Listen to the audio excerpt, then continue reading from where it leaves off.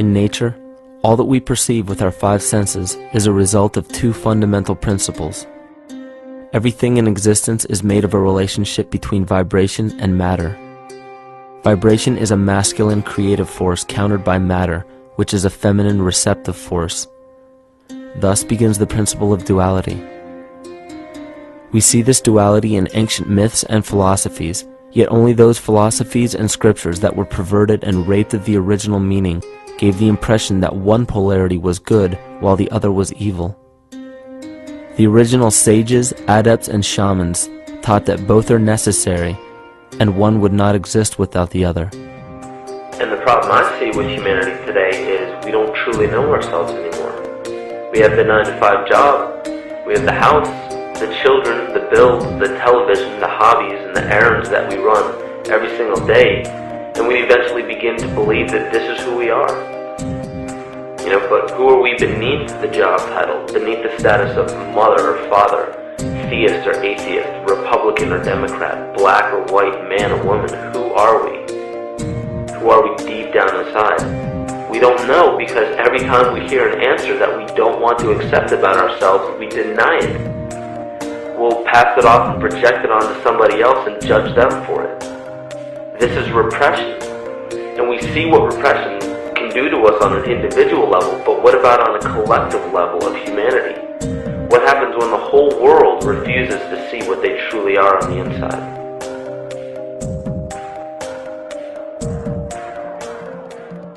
Carl Jung discovered that there is a collective unconscious connected to all humans, meaning that the whole of humanity shares a single mind with one another. This is evident in the world through accounts of shared mythology and symbols, the study of morphic fields, and with the science of kinesiology. This collectivity is a global example of the unconscious mind of the human body, in which trillions of cells share a similar signal. This parasite, called our false ego, requires a continuous flow of sustenance to survive. For this psychic parasite to survive, it must supply us with a chemical that will cause us to remain dependent upon it. In this case, the sustenance is our conscious energy.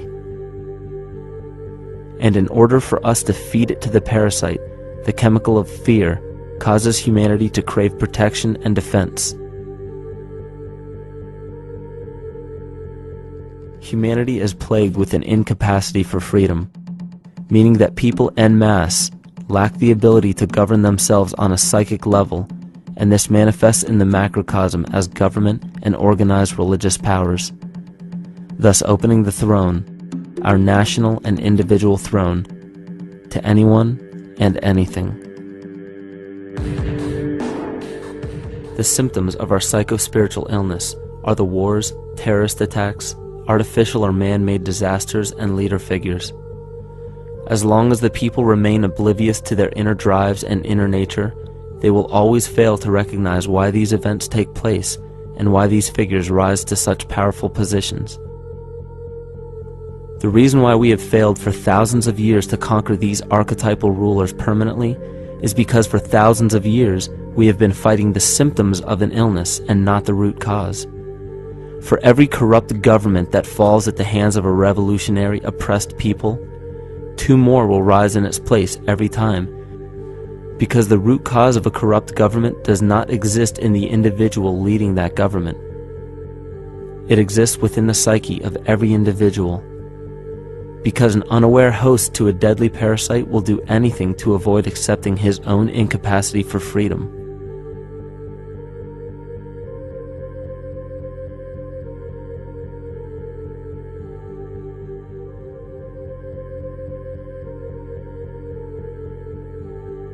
And after countless attempts, you would imagine that people would realize that a physical retaliation may not be the solution.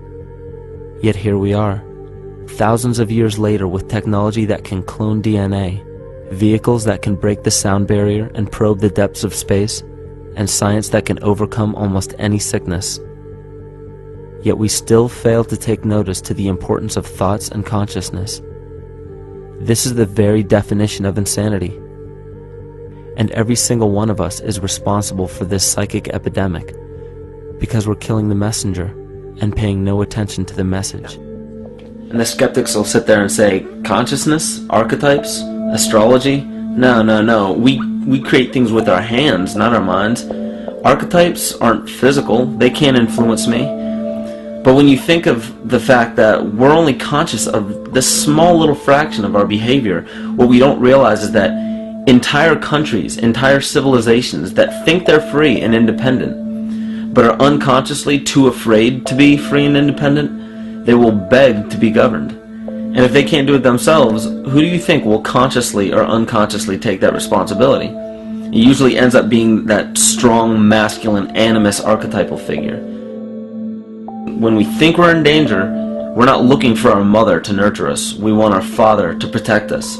And right on cue with the age of fear, this age of catastrophe, the age of this parasite, we see masculine domination. You see, we all have demons, so to speak. We all have inner demons in our lives, but we expect to see devilish monsters or dark apparitions when you think of a demon, kind of like what you'd see in the cinema. But our demons are really the people in our everyday lives, the people that we argue with, the people that we envy or hate, the ones we physically or emotionally harm in some way, shape, or form. And it's not because we envy or hate qualities in these specific people as much as we hate the fact that they remind us of ourselves. They reflect qualities about ourselves that we wish we had more of, or that we wish we didn't have at all. We need chaos in our lives. We crave destruction. We beg for catastrophe. Because if we don't have these things to act as a form of exorcism or a catalyst for us, we start to notice these things in ourselves, and that's what we don't want. You see, we can deal with wars. We can deal with terrorism. We can deal with stock market collapse and economic collapse. We can deal with these things. But once we start to notice this chaos within ourselves, that's what we're really afraid of. We'll take 1,000,000 September 11ths over one moment of true insight towards our self-hate. Evolution does not come about gradually. It happens in spurts and fits, and comes about due to a tremendous need for the organism to survive. We are now at a point in history where we will choose. We will choose to become sovereign or remain dependent, to face our true self or continue fighting a ghost, to become well or allow this disease to grow, to live or to die. The choice is yours.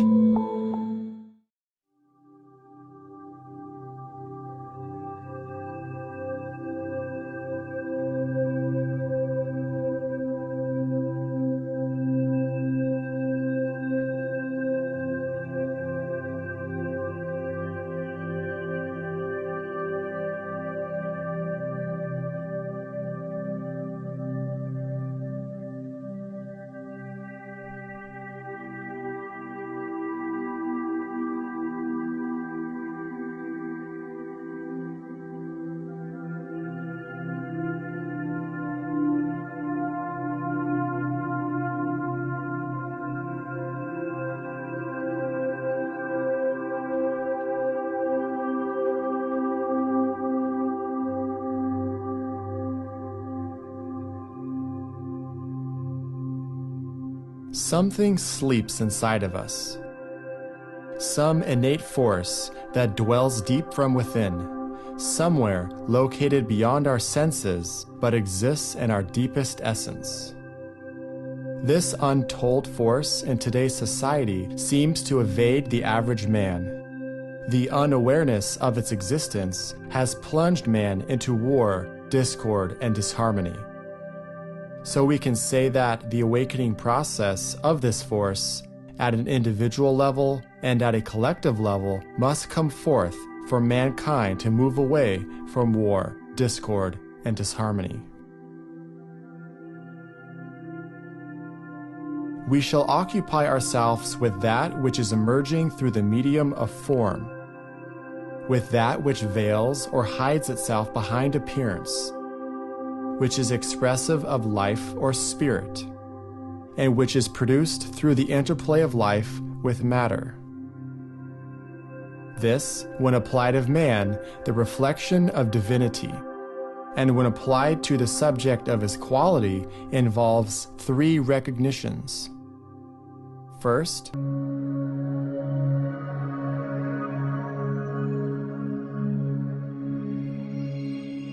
in the early 20th century, by the means of the new field of quantum physics, the world took a great leap forward in its understanding of energy. Albert Einstein's famous equation E equals mc squared proved a great truth in nature, that matter is energy and energy is matter. Scientists study energy intelligently and attempt to manipulate it and unleash its power for human consumption. They devise many ways to tap energy so that it can be controlled and used.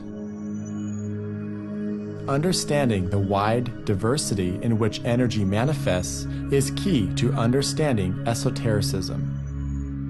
Matter is simply energy in its most dense form. Spirit is therefore the most subtle form of energy.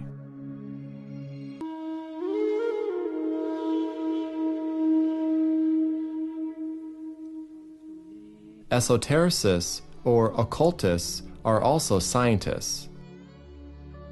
The seven-ray astrological energies have been studied for thousands of years by sages and yogis who have observed the psychological impact these forces have upon consciousness.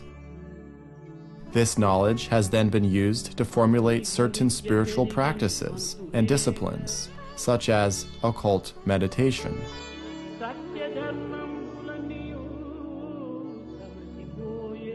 Vedanta has given us Raja Yoga, Buddhists the Noble Eightfold Way, Judaism the Ten Commandments.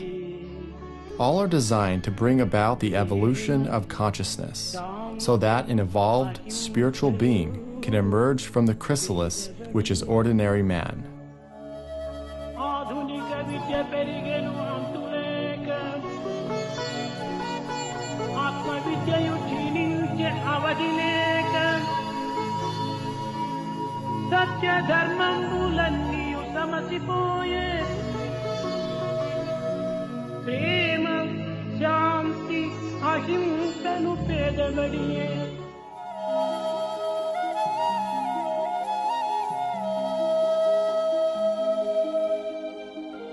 Today in the world, the masculine and feminine energies of our human consciousness are slowly coming more into balance.